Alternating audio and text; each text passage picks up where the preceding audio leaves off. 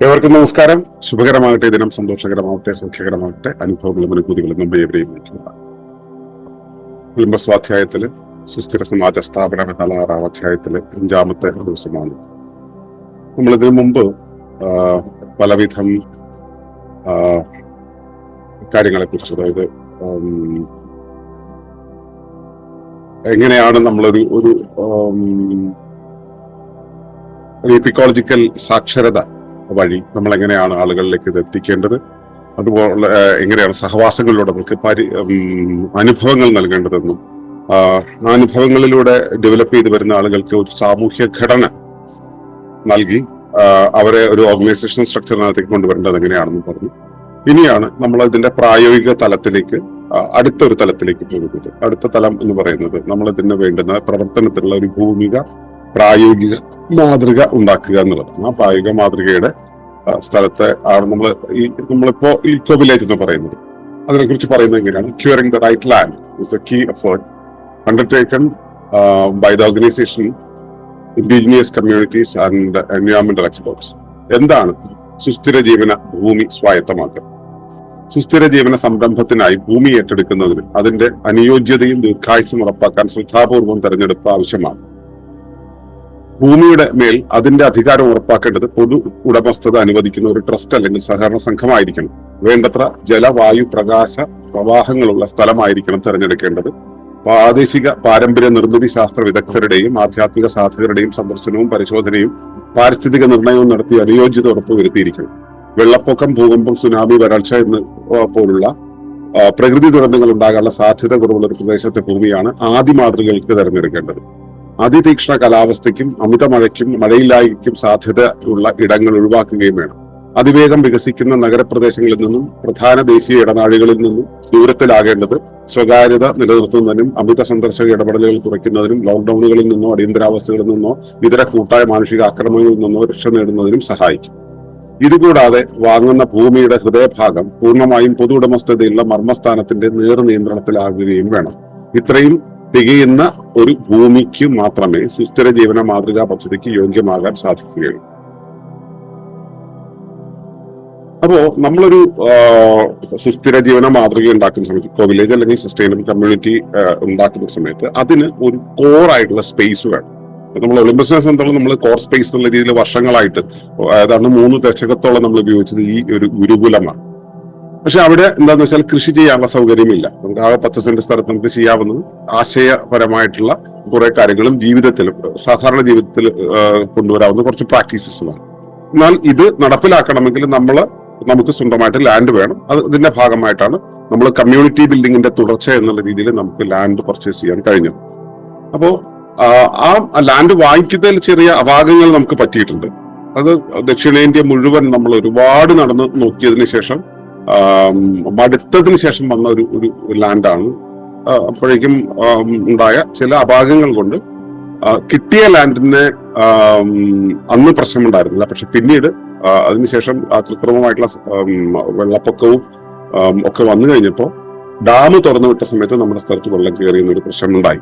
അത് വരാത്ത ഒരു ലാൻഡ് ആയിരിക്കണമെന്ന് നമ്മൾ നേരത്തെ തന്നെ നിഷ്കർഷിച്ചിട്ടുള്ളതാണ്. പക്ഷെ വളരെ കാലം മുമ്പ് തന്നെ നിഷ്കർഷിച്ചിട്ടുള്ളതാണ്. പക്ഷെ നമുക്ക് പറ്റിപ്പോയത് അത്തരം ഒരു സ്ഥലമാണ് നമുക്ക് കിട്ടിയെന്നുള്ളത്. അപ്പോൾ നമ്മൾ ഇവിടെ സുസ്ഥിര ജീവന സംരംഭത്തിനായി ഭൂമി ഏറ്റെടുക്കുന്നതിന് അതിന്റെ അനുയോജ്യതയും ദീർഘായുസ്സും ഉറപ്പാക്കാൻ ശ്രദ്ധപൂർവ്വമായുള്ള തെരഞ്ഞെടുപ്പ് ആവശ്യമാണ്. അതായത് ദീർഘായുസ് എന്ന് പറയുന്നത് ആ ലാൻഡ് പർച്ചേസ് ചെയ്ത് കഴിഞ്ഞാൽ അത് നമുക്ക് ഈ തലമുറകൾ കടന്നു പോകുന്നതായിരിക്കണം. കുറച്ചു നാളത്തേക്ക് നമുക്കൊരു പരീക്ഷണാനുസരിച്ച് ചെയ്തിട്ട് പോകാന്നുള്ള രീതിയിൽ ആകരുത് അതിന്റെ ആ ഒരു ലാൻഡ് യൂട്ടിലൈസേഷൻ എന്ന് പറയുന്നത്, ലാൻഡിന്റെ സെലക്ഷൻ എന്ന് പറയുന്നത്. അതുപോലെ തന്നെ അനുയോജ്യത ഉണ്ടായിരിക്കണം. അനുയോജ്യത എന്ന് വെച്ച് കഴിഞ്ഞാൽ ആ ലാൻഡിൽ ഇപ്പോ പാറകൾ മുഴുവൻ നിറഞ്ഞ ഒരു ലാൻഡാണെന്ന് വെച്ചാൽ നമുക്ക് അവിടെ അധികം ഒന്നും ചെയ്യാൻ കഴിയില്ല. എന്ന് വെച്ചിട്ട് പാറയുള്ള ലാൻഡ് നമ്മൾ ഇതിനു വേണ്ടി ഉപയോഗിക്കാം. അങ്ങനെ കുറച്ച് സ്ഥലമൊക്കെയാണ് നമുക്ക് ഉൾക്കൊള്ളിക്കാം. പക്ഷെ നമുക്ക് കൃത്യമായ രീതിയിൽ ഇപ്പൊ ഒരുപാട് ഡ്രൈ ആയിട്ടുള്ള, ഒരുപാട് രാസവളങ്ങളൊക്കെ ഇട്ടിട്ട് ജൈവത മുഴുവൻ നശിപ്പിച്ച ഒരു ലാൻഡ് ആണെങ്കിൽ നമുക്ക് ഒരു മാതൃക ഉണ്ടാക്കാൻ കഴിഞ്ഞു എന്ന് വരില്ല. അത്തരം ലാൻഡുകളൊക്കെ ഉപയോഗിക്കാവുന്ന എങ്ങനെയാ വെച്ചാൽ നമ്മൾ ഇത്തരം സസ്റ്റൈനബിൾ മോഡൽസ് ഒരുപാട് ഉണ്ടാക്കി കഴിഞ്ഞിട്ട് പിന്നെ പരീക്ഷണത്തിന്റെ ഭാഗമായിട്ട്, അത് പരീക്ഷണം എന്ന് പറയുമ്പോൾ ഈ ഡ്രൈ ആയിട്ടുള്ള ലാൻഡുകളും ഇത്തരത്തിലുള്ള നമുക്ക് കൈകാര്യം ചെയ്യാൻ ബുദ്ധിമുട്ടുള്ള ലാൻഡുകളും റിവൈവ് ചെയ്ത് എടുക്കാനായിട്ട് നമുക്ക് അവയെ ഏറ്റെടുക്കാം. അങ്ങനെ വേണമെങ്കിൽ ഉപയോഗിക്കാന്നല്ലാതെ തുടക്കത്തിലെ ഒരു ലാൻഡിന്, അതായത് ഓർഗനൈസേഷൻ ഉണ്ടാക്കുന്ന സുസ്ഥിര സമാജ സ്ഥാപനത്തിന്റെ ഭാഗമായിട്ടുള്ള ലാൻഡ് അത്തരത്തിലായിരിക്കരുത് എന്നുള്ളത് തന്നെയാണ് നമ്മൾ നിഷ്കർഷിച്ചിട്ടുള്ളത്. ഭൂമിയുടെ മേൽ അതിന്റെ അധികാരം ഉറപ്പാക്കേണ്ടത് പൊതു ഉടമസ്ഥത അനുവദിക്കുന്ന ട്രസ്റ്റ് അല്ലെങ്കിൽ സഹകരണ സംഘമായിരിക്കണം. ഈ അധികാരം എന്ന് പറയുന്നത്, അതായത് ലാൻഡ് പർച്ചേസ് ചെയ്ത് കഴിഞ്ഞാൽ ലാൻഡിന്റെ മുകളിലാണല്ലോ നാട്ടിലെ ഏറ്റവും കൂടുതൽ അടിയുണ്ടാവുന്നത്, അല്ലെ? അനാദികാലം മുതൽ മണ്ണിന് വേണ്ടിയിട്ട് മനുഷ്യൻ അടിയുണ്ടായിക്കൊണ്ടിരിക്കുന്നത്. അപ്പൊ ഇവിടെയും അത് അങ്ങനെ ഒരു സംഭവം ഉണ്ടായിരിക്കും എന്നുള്ളത് കൊണ്ട് തന്നെ നമ്മുടെ മർമ്മ ആശയത്തെ ദർശനമായിട്ട് പേറുന്ന, അതിനെ മിഷനായിട്ട് എടുക്കുന്ന, അതിനുവേണ്ടി ജീവിതത്തെ കൊണ്ടു നടക്കുന്ന ആളുകൾ നിയന്ത്രിക്കുന്ന രീതിയിലുള്ള ഒരു ഫൗണ്ടേഷൻ അല്ലെങ്കിൽ ട്രസ്റ്റ് അല്ലെങ്കിൽ കോഓപ്പറേറ്റീവ്, അതിന്റെ കീഴിലായിരിക്കണം, അതിന്റെ പൊതു ഉടമസ്ഥതയിലായിരിക്കണം ഈ ലാൻഡ്. ആ പൊതു ഉടമസ്ഥതയിലുള്ള സ്ഥലത്ത് പൊതു ഉടമസ്ഥതയ്ക്ക് ചെറിയ പ്രശ്നങ്ങളുണ്ട്. പൊതു ഉടമസ്ഥത എന്ന് പറയുമ്പോൾ എല്ലാവരുടെയും കർമ്മസ്വാതന്ത്ര്യം അവിടെ അനുവദിക്കില്ല എന്ന് വെച്ചാൽ അനുവദിക്കാൻ കഴിയില്ല. കർമ്മസ്വാതന്ത്ര്യം അനുവദിച്ചിട്ടുണ്ടെങ്കിൽ ഓരോരുത്തരും ചെയ്യുന്ന കാര്യങ്ങളെല്ലാം തമ്മിൽ പരസ്പര പൂരകങ്ങളായിക്കൊള്ളണമെന്നില്ല, പ്രത്യേകിച്ച് ആധുനിക കാലത്ത്. അങ്ങനെ വരുമ്പോൾ അവിടെ നമുക്ക് എല്ലാം അനുവദിക്കാൻ കഴിയില്ല. പക്ഷെ ആ കോമൺ പ്രോപ്പർട്ടിയുടെ കാര്യത്തിൽ എല്ലാം അനുവദിക്കാൻ കഴിയില്ല. ഇത് തന്നെയാണ് ഒറ്റക്കണ്ണന്മാരും ചെയ്യുന്നത് എന്നുള്ളത് നമ്മൾ മനസ്സിലാക്കേണ്ടതുണ്ട്. എന്തുകൊണ്ടാണ് ഈ എല്ലാവർക്കും പൂർണ്ണമായിട്ട് സ്വാതന്ത്ര്യം കൊടുക്കാത്തതെന്ന് ആ ഒരു കാര്യം നമ്മൾ മനസ്സിലാക്കേണ്ടതുണ്ട്. അപ്പൊ സ്വാതന്ത്ര്യം കൊടുക്കേണ്ടതാണോ എന്നുള്ള ചോദ്യം വേറെ വരാനുണ്ട്. അതൊക്കെ അവിടെ ഇരിക്കട്ടെ. അപ്പോൾ ഭൂമിയുടെ മേൽ അതിന്റെ അധികാരം ഉറപ്പാക്കേണ്ടത് നമ്മുടെ കോൺസെപ്റ്റ് പ്രകാരം പൊതു ഉടമസ്ഥത അനുവദിക്കുന്ന ഒരു സംഘടന മൂലമായിരിക്കണം. ആ പൊതു ഉടമസ്ഥതയിലുള്ള ആ സംഘടനയുടെ കീഴിലായിരിക്കണം അതിനകത്തുള്ള ഓരോരുത്തരുടെയും ലാൻഡ് യൂട്ടിലൈസേഷൻ എന്ന് പറയുന്നത്. അതിന് നമ്മളിപ്പോ തൊഴിൽ ഗ്രാമത്തിന്റെ കാര്യത്തിലൊക്കെ നമ്മൾ പറയുന്നത് എങ്ങനെയാന്ന് വെച്ച് കഴിഞ്ഞാൽ, തൊഴിൽ ഗ്രാമത്തിൽ പങ്കെടുക്കുന്ന ഓരോരുത്തർക്കും, ഓരോ സംരംഭകനും നമ്മൾ അവർക്ക് വേണ്ടുന്ന ലാൻഡ് നമ്മൾ കൊടുക്കും. അതിന് പ്രോജക്ട് റിപ്പോർട്ടൊക്കെ തരേണ്ടതുണ്ട്. ആ ലാൻഡ് നമ്മൾ കൊടുക്കും. പക്ഷെ അങ്ങനെ ലാൻഡ് കൊടുത്തു കഴിഞ്ഞാൽ അതിന്റെ 33% വനമായി സൂക്ഷിക്കാൻ അയാൾ നിർബന്ധിതനാണ്. ബാക്കി 66% ഓരോ സംഭവത്തിനകത്തും ചെറിയ ചെറിയ വന മാതൃകകളും ജൈവ മാതൃകകളും അതിനകത്ത് ഉണ്ടാക്കാൻ അയാൾ ബാധ്യസ്ഥരാണ്. അതിനകത്ത് മാത്രമേ അയാൾക്ക് അത് ചെയ്യാനുള്ള അധികാരമുള്ളൂ. അതും എന്ത് ചെയ്യണമെങ്കിലും അത് മുകളിൽ നിന്നും പെർമിഷൻ എടുക്കണം. ഇതൊരു സെൻട്രലൈസ്ഡ് സംവിധാനമല്ല എന്ന് ചോദിച്ചാൽ ആണ്. പക്ഷെ ഇതില്ലാതെ സ്വതന്ത്ര ചിന്തയുള്ള ആളുകളുടെ വഴിയിലേക്ക് സാധനം കൊടുത്തു കഴിഞ്ഞാൽ കുറച്ച് നാളുകൾക്കുള്ളിൽ ഇതെല്ലാം കൂടെ കുട്ടിച്ചോറാവും. അതുകൊണ്ട് തന്നെ നമ്മൾ ആ ഒരു കേന്ദ്രീകൃത നിയന്ത്രണത്തിന്റെ സ്വഭാവം അവിടെ വേണ്ടിവരും എന്നുള്ളൊരു സംഭവം. അതായത് ജനകീയത എന്ന് പറയുന്ന ഒരു അവസ്ഥ പൂർണ്ണമായിട്ടും അനുവദിക്കാൻ അവിടെ കഴിയാതെ പോകുന്ന ഒരു സാഹചര്യമുണ്ട്. പിന്നെ നമ്മൾ ലാൻഡ് തിരഞ്ഞെടുക്കുമ്പോൾ വേണ്ടത്ര ജലവായു പ്രകാശ പ്രവാഹങ്ങളുള്ള സ്ഥലമായിരിക്കണം തിരഞ്ഞെടുക്കേണ്ടത്. അതായത് വെള്ളത്തിന്റെ പ്രവാഹം ഉണ്ടായിരിക്കണം. അതിപ്പോ ഒരു നദി ആയിക്കൊള്ളണമെന്നില്ല, അണ്ടർഗ്രൗണ്ട് വാട്ടറിന്റെ പ്രവാഹമായാലും മതി. വായുവിന്റെ പ്രവാഹം, ശരിയായ രീതിയിൽ കാറ്റ് വന്നു പോകാനുള്ള ഒരു സ്ഥലമായിരിക്കണം. അവിടെ ഈ മലയിടുക്ക് പോലുള്ള സ്ഥലങ്ങളാകരുത്. അതുപോലെ തന്നെ ചരിവുകളിലൊക്കെ ചിലപ്പോൾ നമുക്ക് ഒരു പ്രത്യേക സമയം കഴിഞ്ഞാൽ പിന്നെ വെയിൽ വരാത്ത രീതിയിലുള്ള സംഭവങ്ങളൊക്കെ ഉണ്ടാവും. അങ്ങനെ അല്ലാത്ത ലാൻഡ് ആയിരിക്കണം തിരഞ്ഞെടുക്കുന്നത്. അതായത് ആവശ്യത്തിന് പ്രകാശം, ആവശ്യത്തിന് വായു, ആവശ്യത്തിന് ജലം, ഈ 3 കാര്യങ്ങളും കടന്നു പോകുന്ന സ്ഥലമായിരിക്കണം തിരഞ്ഞെടുക്കേണ്ടത്. അത് മാത്രമല്ല, അവിടുത്തെ ആ സ്ഥലത്തിന് പ്രാദേശികമായിട്ടുള്ള ചില പ്രത്യേകതകൾ ഉണ്ടാവും. പ്രാദേശികമായിട്ടുള്ള പ്രത്യേകത എന്ന് പറയുമ്പോൾ ഇപ്പൊ തപോഭൂമി അല്ലെങ്കിൽ അങ്ങനെയുള്ള പുണ്യഭൂമി എന്നൊക്കെ പറയുന്ന രീതിയിലുള്ള കാര്യങ്ങളുണ്ടല്ലോ. സിദ്ധന്മാര് ഇരുന്നിട്ടുള്ള ഭൂമിയാണ്. സിദ്ധന്മാരിരുന്നിട്ടുള്ള ഭൂമിയാണെങ്കിലുള്ള പ്രത്യേകത എന്താണ്? അവരെ ഏത് ലാൻഡിനെയാണ് തിരഞ്ഞെടുക്കുക? അവിടെ ആ മാഗ്നറ്റിക് ഫീൽഡിന്റെ കാര്യത്തിലും എനർജി ഫീൽഡിന്റെ കാര്യത്തിലും ഒരു ഇക്വിലിബ്രിയത്തിൽ ആയിരിക്കുന്ന സ്ഥലമാണ് അവർ തിരഞ്ഞെടുക്കുക. അപ്പോ നമ്മൾ ആ സ്ഥലത്തെ തിരഞ്ഞെടുക്കുന്ന സമയത്ത് പ്രാദേശികമായിട്ടുള്ള പാരമ്പര്യ നിർമ്മിതി ശാസ്ത്ര വിദഗ്ധരുടെ ഒരു പ്രസൻസ് അവിടെ കൊണ്ടുവരണം. അത്തരത്തിലുള്ള ആളുകളെ കൊണ്ടുവന്നിട്ട് പരിശോധിപ്പിക്കണം. അവിടുത്തെ മണ്ണ് ശരിയാണോ, മണ്ണിന്റെ ചരിവ് ശരിയാണോ, ഒഴിവുകൾ ശരിയാണോ എന്നുള്ളത് പ്രാദേശിക പാരമ്പര്യ തച്ചന്മാരുടെ അല്ലെങ്കിൽ അത്തരം തത്വശാസ്ത്ര വിദഗ്ധരുടെ, തത്വശാസ്ത്രം തത്വശാസ്ത്രം പുസ്തകത്തിലൂടെ വായിക്കുന്നവർ, യൂട്യൂബിലൂടെ പഠിപ്പിക്കുന്നവരല്ല, ശരിയാം വിധം ഈ കാര്യത്തെക്കുറിച്ച് അറിയുന്നവരുടെ ഒരു സാന്നിധ്യത്തിൽ വേണം നമ്മൾ ഈ ഒരു തെരഞ്ഞെടുപ്പ് നടത്താൻ. അതുപോലെ തന്നെ ആധ്യാത്മിക സാധകരുടെ സന്ദർശനവും പരിശോധനയും അവിടെ ആവശ്യമാണ്. അതായത് സാധന ചെയ്യുന്നവർക്ക് ആ ലാൻഡിൽ ചവിട്ടിയാൽ തന്നെ മനസ്സിലാവും അത് നമുക്ക് കൈകാര്യം ചെയ്യാൻ പറ്റുന്ന സ്ഥലമാണോ എന്നുള്ളത്. അപ്പോൾ സാധകരുടെ സന്ദർശനവും പരിശോധനയും പാരിസ്ഥിതിക നിർണയവും ആവശ്യമാണ്. ഈ 2 കൂട്ടരുടെയും പാരിസ്ഥിതിക നിർണയം എന്ന് പറയുന്നത് അവിടെ ശരിയാം വിധം ഉള്ള ആ ഊർജത്തിന്റെ ഒഴുക്കുണ്ടോ എന്നുള്ളതിനനുസരിച്ചാണ്.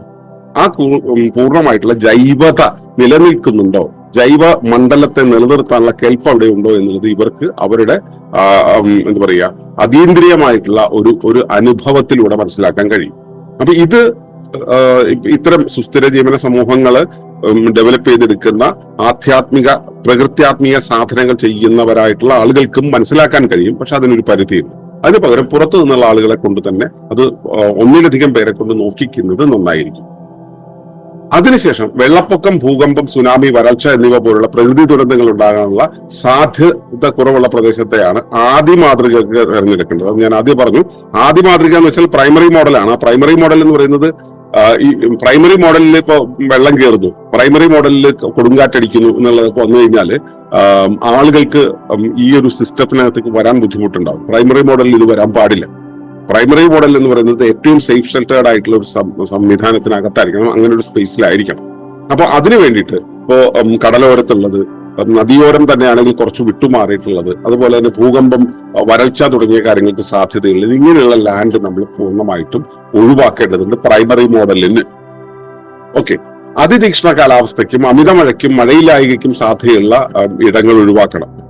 ഇപ്പോ ഹെവി റെയിൻ വരുന്ന ചിറാപ്പുഞ്ചി പോലുള്ള അല്ലെങ്കിൽ ഇടുക്കിയിലെ ചില സ്ഥലങ്ങളൊക്കെ ഉണ്ടല്ലോ, അതുപോലുള്ള സ്ഥലങ്ങൾ ഒഴിവാക്കണം. അതുപോലെ ഇപ്പോ കോട്ടത്തറ പോലുള്ള റെയിൻ ഷാഡോ റീജിയനുകൾ ഒഴിവാക്കണം. അപ്പൊ ഇങ്ങനെയുള്ള സ്ഥലങ്ങൾ ഒഴിവാക്കിയിട്ടുള്ള ഒരു സംവിധാനത്തെയാണ് നമ്മൾ തിരഞ്ഞെടുക്കേണ്ടത്. അതിവേഗം വികസിക്കുന്ന നഗരപ്രദേശങ്ങളിൽ നിന്നും പ്രധാന ദേശീയ ഇടനാഴികളിൽ നിന്നും ദൂരത്താകേണ്ടതുണ്ട്. അതായത് ഇപ്പോ ഈ ബാംഗ്ലൂരിനടുത്തുള്ള തുംകൂറിൽ ഇത്തരത്തിലുള്ള ഒരുപാട് സംരംഭങ്ങൾ വരുന്നു. കുറച്ചു നാൾ കഴിഞ്ഞാൽ ബാംഗ്ലൂർ തുംകൂറിനെ വിഴുങ്ങും. ഈ ഒരു അവസ്ഥ അവിടെ നിലനിൽക്കുന്നുണ്ട്. പക്ഷെ അവിടെ വീണ്ടും ഇത്തരം കൃഷി രീതികൾ ഒക്കെ അനുവർത്തിച്ചുകൊണ്ട് നഗരത്തിലുള്ള ആളുകൾക്ക് ഓടി വന്നിട്ട് കൃഷി ചെയ്തിട്ട് പോകാൻ പാകത്തിലുള്ള പ്ലോട്ടുകൾ ഉണ്ടാക്കി വെക്കുകയാണ്. അതൊരു ഇൻഡസ്ട്രി ആയിട്ട് വളരുകയാണ്. അങ്ങനെയുള്ള സ്ഥലത്തല്ല ഇക്കോ വില്ലേജ് ഉണ്ടാകേണ്ടത്. പകരം ആ നഗരങ്ങളിൽ നിന്നും ദൂരം, നഗരം വളർന്നു കഴിഞ്ഞാലും വിഴുങ്ങാത്ത രീതിയിലുള്ള ഒരു ദൂരത്ത്, അതുപോലെ തന്നെ ദേശീയ പാതകളിൽ നിന്നും ദൂരെ ആണ് നമ്മൾ ഇത്തരം ലാൻഡ് വാങ്ങിക്കേണ്ടത്. അവിടെ സ്വകാര്യത നിലനിർത്താൻ നമുക്ക് കഴിയണം. അതുപോലെ അമിതമായിട്ടുള്ള സന്ദർശക ഇടപെടലുകൾ, വഴി കൂടെ പോകുന്നവരൊക്കെ വന്നു കയറി പോകുന്ന ഒരു അവസ്ഥ ഉണ്ടാകരുത്. ഇവിടേക്ക് മാത്രം വരുന്ന രീതിയിലുള്ള ഒരു ക്രമമായിരിക്കണം അവിടെ ഉണ്ടാകുന്നത്.